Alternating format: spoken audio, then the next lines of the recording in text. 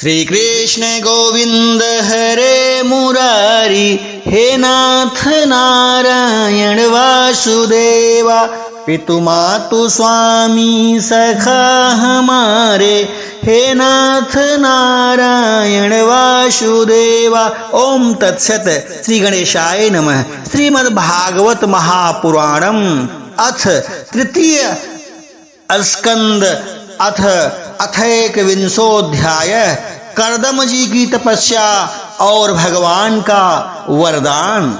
विदुर जी ने पूछा, भगवान, स्वांभु मनु वंश बड़ा आदरणीय माना जाता है, उसमें मैथुन धर्म के द्वारा प्रजा की वृद्धि हुई थी, अब आप उसी की कथा सुनाइए। ब्राह्मण, आपने कहा था कि स्वयंभू मनु के पुत्र प्रियव्रत और उत्तानपाद ने सातों द्वीपों वाली पृथ्वी का धर्म पूर्वक पालन किया था तथा उनकी पुत्री को देवहूति नाम से विख्यात थी कर्दम प्रजापति को ब्याही गई थी। देवहूति योग के लक्षण यमादि से संपन्न थी। उससे महायोगी कर्दम जी ने कितनी संतानें उत्पन्न की, वह सब प्रसंग आप मुझे सुनाइए। मुझे उसके सुनने की बड़ी प्रबल इच्छा उत्पन्न हो रही है। इसी प्रकार भगवान रुचि और ब्रह्मा जी के पुत्र दक्ष प्रजापति ने भी मनु जी की कन्याओं का पारिग्रहण करके उनसे किस प्रकार क्या क्या संतान उत्पन्न की, यह सब चरित्र भी मुझे सुनाइए। मैत्रेय जी ने कहा कि विदुर जी, जब ब्रह्मा जी ने भगवान कर्दम को आज्ञा दी कि तुम संतान की उत्पत्ति करो, तो उन्होंने 10,000 वर्षों तक सरस्वती नदी के तीर पर तपस्या की। वे एकाग्र चित्त से प्रेम पूर्वक पूजनोपचार द्वारा शरणागत वरदायक श्री हरि की आराधना करने लगे। तब सत्ययुग के आरंभ में कमल नयन भगवान श्री हरि ने उनकी तपस्या से प्रसन्न होकर उन्हें अपने शब्द ब्रह्ममय स्वरूप से मूर्तिमान होकर दर्शन दिए। भगवान की वह भव्य मूर्ति सूर्य के समान तेजोमयी थी। वे गले में श्वेत कमल और कुमुद के फूलों की माला धारण किए हुए थे। मुख कमल नीली और चिकनी अलकावली से सुशोभित था। वे निर्मल वस्त्र धारण किए हुए थे। सिर पर झिलमिलाता हुआ सुवर्णमय मुकुट, कानों में जगमगाते हुए कुंडल और कर कमलों में शंख चक्र गदा आदि आयुध विराजमान थे। उनके एक हाथ में क्रीड़ा के लिए श्वेत कमल सुशोभित था। प्रभु की मधुर मुस्कान भरी चितवन चित्त को चुराए लेती थी। उनके चरण कमल गरुण जी के कंधों पर विराजमान थे तथा वक्षस्थल में श्री लक्ष्मी जी और कंठ में कौस्तुभ मणि सुशोभित थी। प्रभु की इस आकाश स्थित मनोहर मूर्ति का दर्शन करके कर्दम जी को बड़ा हर्ष हुआ, मानो उनकी सभी कामनाएं पूर्ण हो गईं। उन्होंने सानंद हृदय से पृथ्वी पर सिर टेक कर भगवान को साष्टांग प्रणाम किया और फिर प्रेम प्रवण चित्त से हाथ जोड़कर सुमधुर वाणी से वे उनकी स्तुति करने लगे। कर्दम जी ने कहा कि स्तुति करने योग्य परमेश्वर, आप संपूर्ण सत्वगुण के आधार हैं। योगी जन उत्तरोत्तर शुभ योनियों में जन्म लेकर अंत में योगस्थ होने पर आपके दर्शनों की इच्छा करते हैं। आज आपका वही दर्शन पाकर हमें नेत्रों का फल मिल गया। आपके चरण कमल भवसागर से पार जाने के लिए जहाज हैं, जिनकी बुद्धि आपकी माया से मारी गई है। वे ही उन तुच्छ क्षणिक विषय सुखों के लिए जो नरक में भी मिल सकते हैं, उन चरणों का आश्रय लेते हैं। किंतु स्वामिन, आप तो उन्हें वे विषय भोग भी दे देते हैं। प्रभु, आप कल्प वृक्ष हैं, आपके चरण समस्त मनोरथों को पूर्ण करने वाले हैं। मेरा हृदय काम कलुषित है, मैं भी अपने अनुरूप स्वभाव वाली और गृहस्थ धर्म के पालन में सहायक शीलवती कन्या से विवाह करने के लिए आपके चरण कमलों की शरण में आया हूँ। सर्वेश्वर, आप संपूर्ण लोकों के अधिपति हैं। नाना प्रकार की कामनाओं में फंसा हुआ यह लोक आपकी वेदवाणी रूप डोरी में बंधा है। धर्ममूर्ते, उसी का अनुगमन करता हुआ मैं भी काल रूप आपको आज्ञा पालन रूप पूजो पहारादि समर्पित करता हूँ। प्रभु, आपके भक्त विषयासक्त लोगों और उन्हीं के मार्ग का अनुसरण करने वाले मुझ जैसे कर्मजड़ पशुओं को कुछ भी न गिनकर आपके चरणों की छत्र छाया का ही आश्रय लेते हैं तथा परस्पर आपके गुणगान रूप मादक सुधा का ही पान करके अपने क्षुधा पिपासादि देह धर्मों को शांत करते रहते हैं। प्रभु, यह काल चक्र बड़ा प्रबल है, साक्षात ब्रह्म ही इसके घूमने की धुरी हैं। अधिक मास सहित 13 महीने अरे हैं, 360 दिन जोर हैं, 6 ऋतुएं नेमिहाल हैं, अनंत क्षणपल आदि इसमें पत्राकार धाराएं हैं तथा 3 चतुर्मास्य इसके आधारभूत नाभि हैं। यह अत्यंत वेगवान संवत्सर रूप काल चक्र चराचर जगत की आयु का छेदन करता हुआ घूमता हुआ रहता है, किंतु आपके भक्तों की आयु का ह्रास नहीं कर सकता।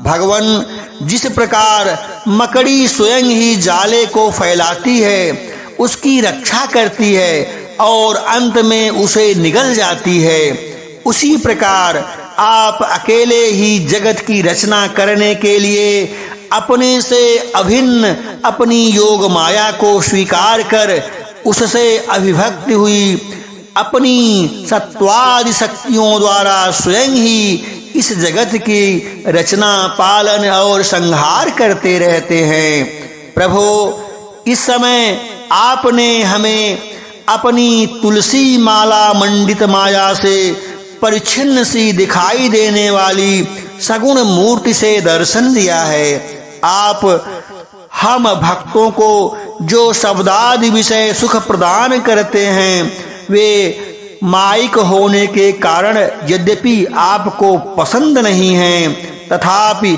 परिणाम में हमारा शुभ करने के लिए वे हमें प्राप्त हों।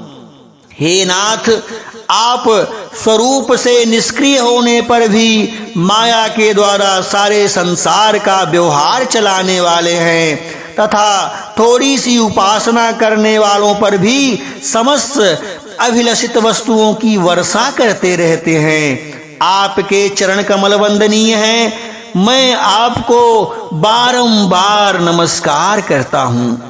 मैत्रेय जी कहते हैं कि भगवान की भौहें प्रणय मुस्कान भरी चितवन से चंचल हो रही थी। वे गरुड़ जी के कंधे पर विराजमान थे। जब करदम जी ने इस प्रकार निष्कपट भाव से उनकी स्तुति की, तब वे उनसे अमृतमयी वाणी से कहने लगे।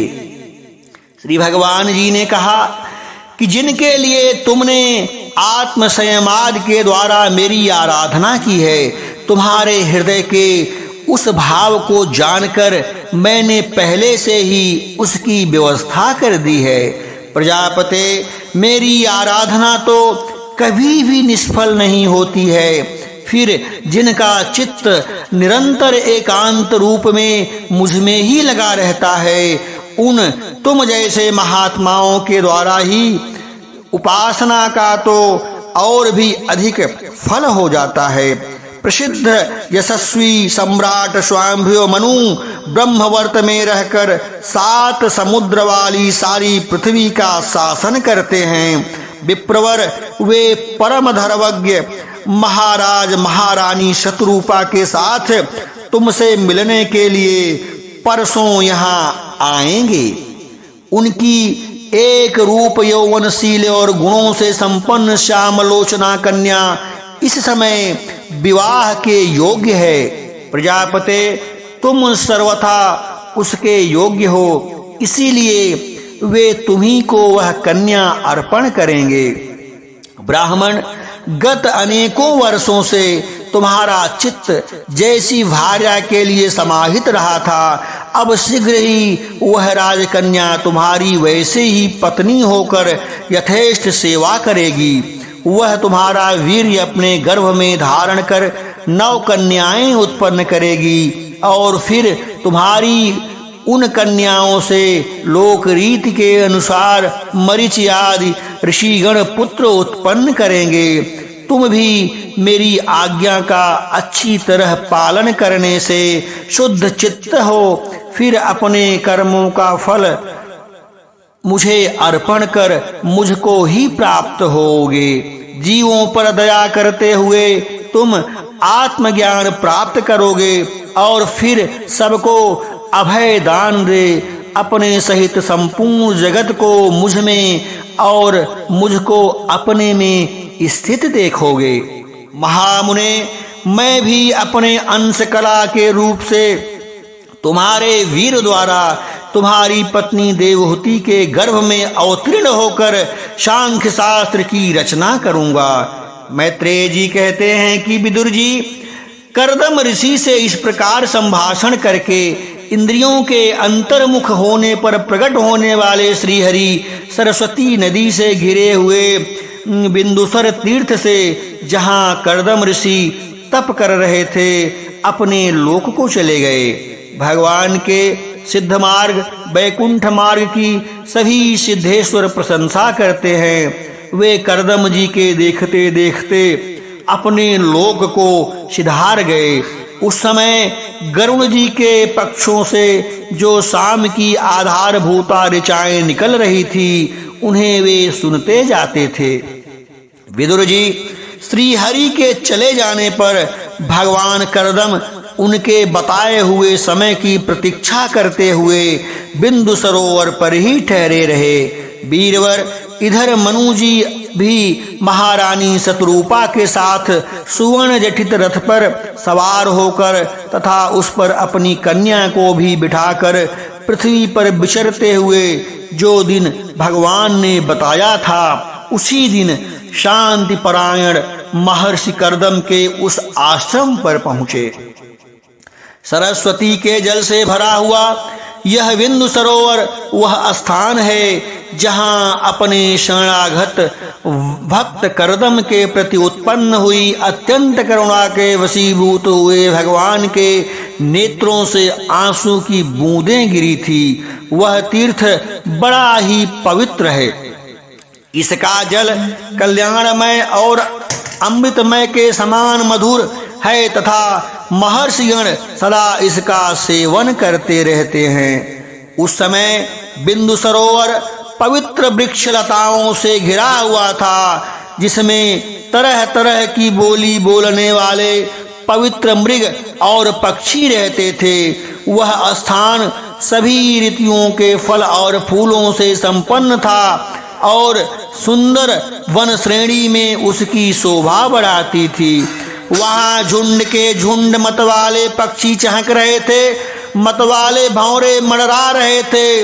उत्तम मयूर अपने वृक्ष फैला कर नटकी भांति नृत्य कर रहे थे और मतवाले कोकिल कूहू कूहू करके मानो एक दूसरे को बुला रहे थे। वह आश्रम कदम्ब, चंपक, अशोक, करंज, वकुल, असन, कुंद, मंदार, कुटज और नए नए आम के वृक्षों से अलंकृत था। वहां जलकाग, बतख आदि जल पर तैरने वाले सभी हंस, कुरर, जलमुर्ग, सारस, चकवा और चकोर मधुर स्वर से कलरव कर रहे थे।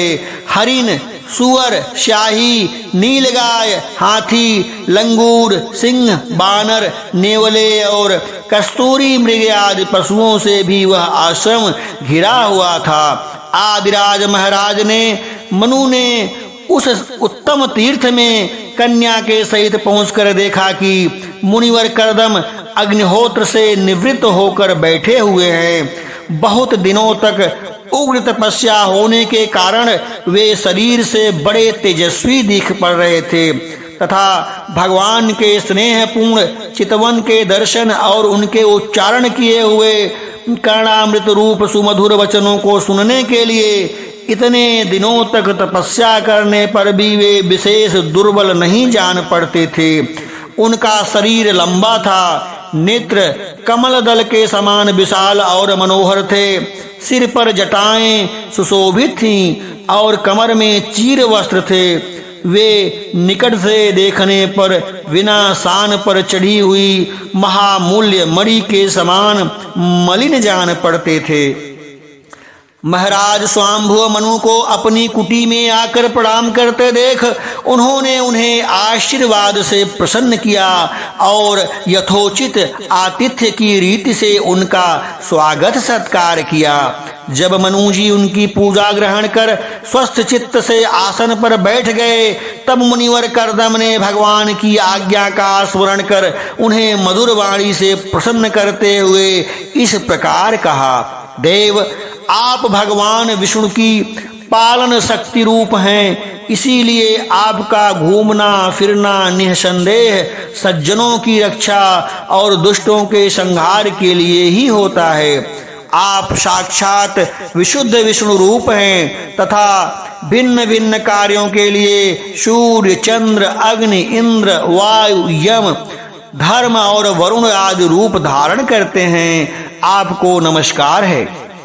आप मड़ियों से जड़े हुए जनदायक रथ पर सवार हो, अपने प्रचंड धनुष की टंकार करते हुए उस रथ की घरघराहट से ही पापियों को भयभीत कर देते हैं और अपनी सेना के चरणों में रौंदे हुए भूमंडल को कपाते हुए अपनी उस विशाल सेना को साथ लेकर पृथ्वी पर सूर्य के समान विचरते रहते हैं।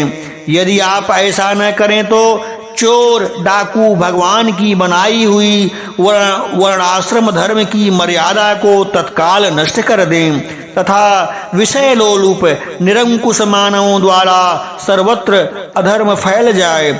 यदि आप संसार की ओर से निश्चिंत हो जाएं तो यह लोक दुराचारियों के पंजे से पड़कर नष्ट हो जाए। तो भी वीरवर, मैं आपसे पूछता हूं कि इस समय यहाँ आपका आगमन किस प्रयोजन से हुआ है? मेरे लिए जो आज्ञा होगी उसे मैं निष्कपट भाव से सहर्ष स्वीकार करूंगा। श्रीमद् भगवते महापुराणे परमहंस्या संहिताया तृतीय स्कंदे 21वां अध्याय संपूर्णम। बोलो वृंदावन बिहारी लाल की जय।